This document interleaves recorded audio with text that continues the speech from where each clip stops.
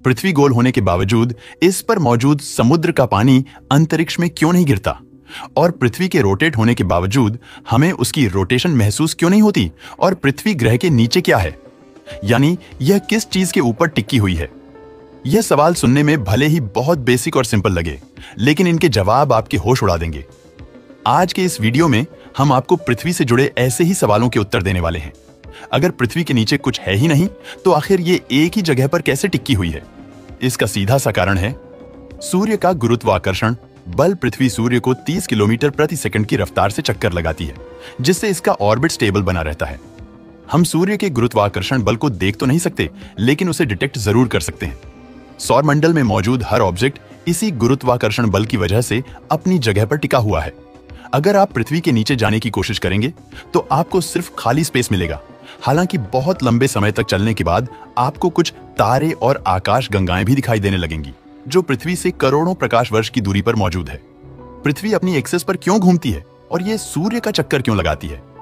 ये सवाल सुनने में भले ही बहुत मामूली लग सकता है, लेकिन इसका जवाब बहुत ही इंटरेस्टिंग है। आप में से कई लोगों का यह मानना होगा कि पृथ्वी सूर्य का चक्कर ग्रेविटेशनल फोर्स की वजह से लगाती है, जो बिल्कुल सही बात है। लेकिन हमारा सवाल इससे भी थोड़ा डीप है। आखिर हमारी पृथ्वी ने सूर्य का चक्कर लगाना शुरू ही क्यों किया था? इस सवाल का उत्तर जानने के लिए हमें सौर मंडल के शुरुआती समय में जाना पड़ेगा, जब हमारे सौर मंडल की जगह एक बहुत बड़ा धूल और गैस से बना हुआ बादल मौजूद हुआ करता था, जिससे वैज्ञानिक सोलर नेबुला के नाम से बुलाते हैं। इस सोलर नेबुला के केंद्र में कुछ गतिविधियां हो रही थी, जो आगे चलकर हमारे सूर्य के निर्माण का कारण बनने वाली थी।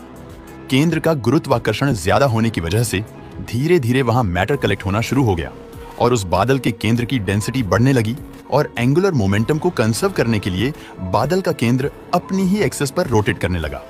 एंगुलर मोमेंटम अगर आपको नहीं पता तो बता दूं कि एंगुलर मोमेंटम किसी भी घूमते हुए ऑब्जेक्ट के मोमेंटम को कहते हैं। जैसे जैसे किसी चीज का द्रव्यमान बढ़ता है लेकिन उसकी रेडियस कम होती है, वैसे वैसे उस ऑब्जेक्ट की रोटेशन स्पीड तेज होने लगती है। उदाहरण के लिए, जब बैलेरिना जब घूमती है तो अपने हाथों को अंदर की ओर फोल्ड करती है, तो अचानक से उसकी रफ्तार बढ़ जाती है। वहीं जब अपने हाथों को थोड़ा सा बाहर निकालती है तो उसकी रोटेशनल स्पीड कम होने लगती है।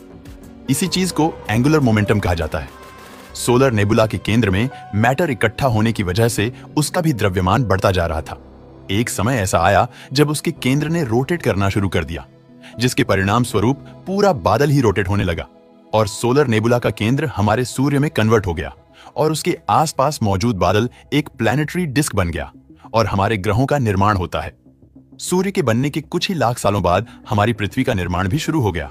अब क्योंकि इसका निर्माण घूमती हुई प्लैनेटरी डिस्क से हुआ था, इसलिए यह भी सूर्य का चक्कर लगाने लगी। लेकिन क्या आपने कभी यह सोचा है कि आखिर में यह मोशन फील क्यों नहीं होता?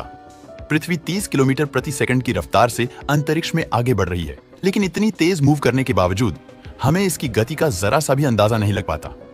आखिर ऐसा क्यों है? इसका जवाब बहुत ही सिंपल है। हम पृथ्वी के रोटेशन को इसीलिए नोटिस नहीं कर पाते क्योंकि ये कांस्टेंट है। आइए इसको एक उदाहरण के जरिए समझते हैं। मान लीजिए आप एक बस में बैठे हैं जो एक बहुत ही स्मूथ रोड पर चल रही है। उस बस की खिड़कियां पर्दों से बंद है और अगर आपको इस बात की जानकारी ना दी जाए कि वह बस चल रही है, तो आप कभी यह पता नहीं लगा पाएंगे कि आप एक मूविंग बस में हैं। लेकिन क्या हो अगर उस बस की गति को धीमा करने के लिए ब्रेक अप्लाई की जाए या तेज करने के लिए एक्सीलरेटर दबाया जाए? ऐसे में आपको छोटे मोटे झटके महसूस होंगे, जिससे आपको यह पता चल जाएगा कि आप एक बस के अंदर हैं। इस पूरी बात का सीधा सा मतलब यह है कि जब कोई चीज लगातार गति पर चल रही होती है तो उसके मोशन का पता लगा पाना ऑलमोस्ट इम्पॉसिबल हो जाता है। कुछ ऐसा ही हमारी पृथ्वी के साथ भी है। पृथ्वी एक कांस्टेंट स्पीड पर सूर्य का चक्कर लगाती है, जिस वजह से हमें उसके रोटेशन के बारे में पता नहीं चल पाता। हमारी पृथ्वी गोल है तो उसके निचले हिस्से में मौजूद पानी अंतरिक्ष में क्यों नहीं गिरता? इस सवाल का सीधा सा जवाब है गुरुत्वाकर्षण एस्केप वेलोसिटी। हमारी पृथ्वी का गुरुत्वाकर्षण बल इस पर मौजूद चीजों को केंद्र के नजदीक खींचने की कोशिश करता है। अगर आपको इससे बाहर निकलना है तो आपको कम से कम 12 किलोमीटर प्रति सेकंड की रफ्तार से ऊपर की ओर बढ़ना पड़ेगा। जब भी किसी रॉकेट या स्पेसक्राफ्ट को अंतरिक्ष में लॉन्च किया जाता है तो उसकी रफ्तार 12 किलोमीटर से ज्यादा ही रखी जाती है, ताकि पृथ्वी से बाहर निकलने में कोई भी परेशानी ना हो। इस चीज को विज्ञान की भाषा में एस्केप वेलोसिटी कहते हैं। पृथ्वी पर मौजूद समुद्र इसकी सतह से चिपके हुए हैं, जिस वजह से इन पर बहुत भारी मात्रा में गुरुत्वाकर्षण बल अप्लाई होता है। इसी गुरुत्वाकर्षण बल की वजह से पानी अंतरिक्ष में नहीं गिरता। आशा करता हूं कि इस वीडियो से कुछ नया सीखने को मिला होगा।